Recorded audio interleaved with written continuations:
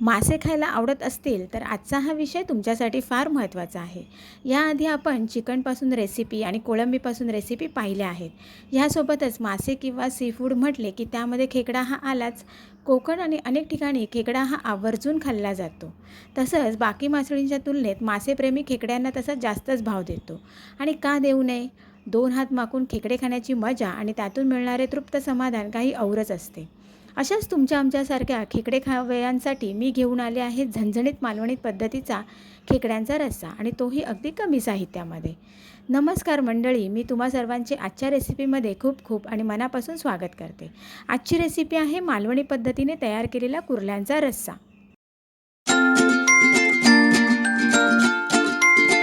मालवणी पद्धतीचा खेकड्याचा झणझणीत असा रस्सा बनवण्यासाठी, खेकड्याचा म्हणजेच कुर्ल्यांचा, आम्ही मालवणी लोक ह्याला कुर्ल्या बोलतो.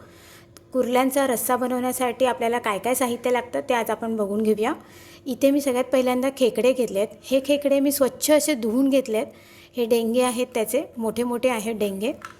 आणि खेकडा पण मी व्यवस्थित असं स्वच्छ असं धुवून घेतलं आहे. त्याच्या पाठीमागचं कवर पण काढून घेतलं आहे. आम्ही ठेवत नाही ते कवर. आणि हे व्यवस्थित आतली पोटातली घाण वगैरे काढून घेतले. ही सगळी लाख आहे. आणि त्याचे पाय जे असतात त्याचा मी हा ज्यूस करून घेतलेला आहे. त्याचे पायाचा मी ज्यूस केला आहे, तो गाळून वगैरे स्वच्छ करून घेतलेला आहे. हे कांदा खोबऱ्याचं वाटण आहे. कांदा खोबरा आणि काही गरम मसाले आहे त्याच्यामध्ये, त्याचं वाटण आहे. आणि इथे मी घेतलेला आहे, हा कांदा घेतला आहे फोडणीसाठी बारीक चिरलेला. आले लसूणची पेस्ट घेतली आहे. मालवणी मसाला, हळद, धना जिरा पावडर, लाल मसाला घेतला हा कलरसाठी. आणि हा गरम मसाला घेतला आहे.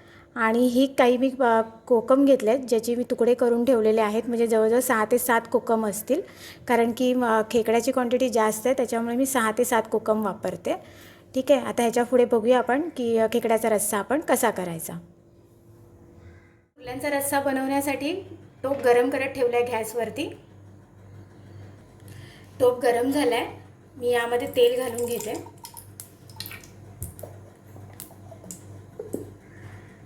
यामध्ये कांदा घालून घेऊया. आणि बरोबरच मी आलं लसूणची पेस्ट पण घातली. थोडा परतून घेऊया. इकडे आपला कांदा व्यवस्थित असा झालेला आहे मऊसर. आता मी यामध्ये घालून घेते थोडे कढीपत्त्याची पाने.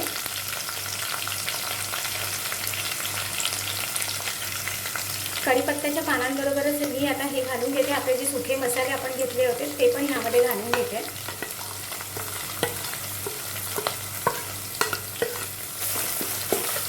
आणि हे व्यवस्थित तेलामध्ये परतून घेते. दुसऱ्या शेगडीवरती मी पाणी गरम करण्यासाठी ठेवलं आहे. आपल्याला ते खेकड्यामध्ये ओतण्यासाठी म्हणून मी ते पाणी गरम करत ठेवलं आहे. आता मी ते मसाला आपला परतून झाला आहे. आता त्यामध्ये मी कांदा खोबऱ्याचं जे वाटण केलेलं आहे ते मी घालून घेते. ते पण आपल्याला अंदाजाप्रमाणे घालायचे. तुम्हाला जितकं ग्रेव्ही घट्ट हवी आहे, ग्रेव्ही पातळ हवी आहे, कशी हवी आहे त्या अंदाजाप्रमाणे तुम्हाला वाटण घालून घ्यायचं आहे. आणि ते सुद्धा आपल्याला ह्या तेलामध्ये व्यवस्थित फ्राय करून घ्यायचं आहे. म्हणजे मिक्स झाले पाहिजे सगळे मसाले. आणि हे बघा, हे अशा पद्धतीने व्यवस्थित सगळे मसाले असे परतून घ्यायचे आहेत त्यामध्ये.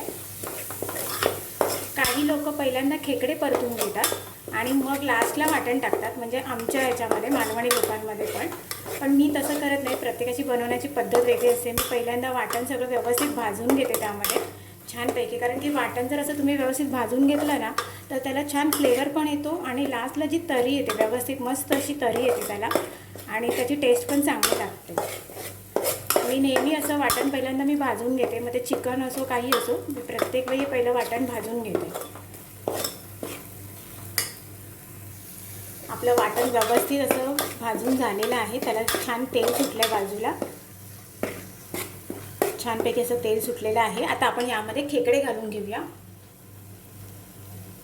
हे जे आपण साफ करून ठेवलेले खेकडे आहेत ते आपण याच्यामध्ये घालून घेणार आहोत.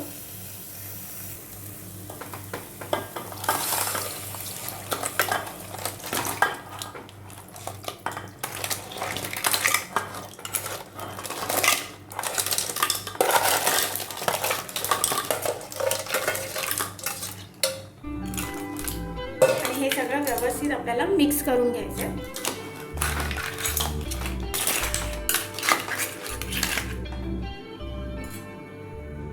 आता मी हे 10 मिनिटासाठी झाकण लावून ठेवून देणार आहे. 10 मिनिटांनी ह्याला छानपैकी वाफ आली म्हणजे सगळ्या मसाल्यांमध्ये हे व्यवस्थित कोट झालं का आपण यामध्ये पाहिजे तितकं पाणी ॲड करणार आहोत. आपल्या खेकड्याला एक कड आला आहे. आता आपण जे पायांचं जे आपण पाणी काढून ठेवलं होतं त्याचा पण आपण रस काढून ह्याच्यामध्ये घालतोय.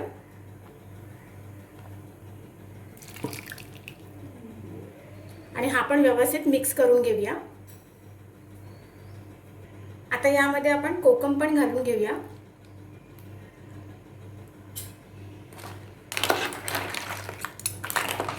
आपल्याला जितका रस्सा पाहिजे तितकंच पाणी ॲड करायचं आहे.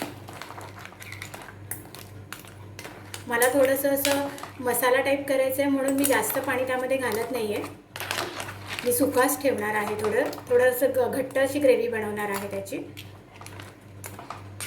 हे बघा,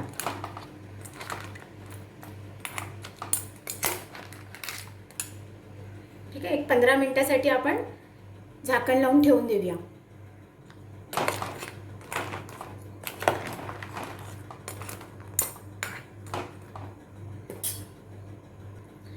आता मी ह्यामध्ये मला जितकं पाणी पाहिजे, जितका रस्सा पाहिजे तितका रस्स्याचं मी पाणी घालून घेतलेलं आहे.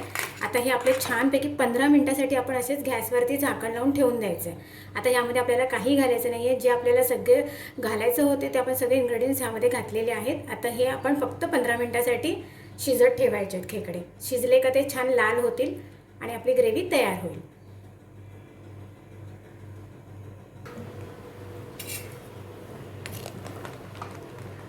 पाच मिनिटामध्येच आपल्या ह्याला छानपैकी असं कड आलं आहे. अजून 15 मिनिटं व्यवस्थित शिजवून देते. मस्तपैकी अशी येऊन दे. हा जो रस्सा असतो ना, हा तुम्ही आत्ता जर पिऊन घेतला थोडा तर आपला जो खोकला सर्दी वगैरे असते ना तो सगळी गायब होते. म्हणून कड येताना जो आपण रस्सा असतो ना तो सूप म्हणून घ्यायचा. छान वाटतो. हा बघा, हा रस्सा अजून शिजून दे. अजून आपल्याकडे 7 मिनिटं आहेत.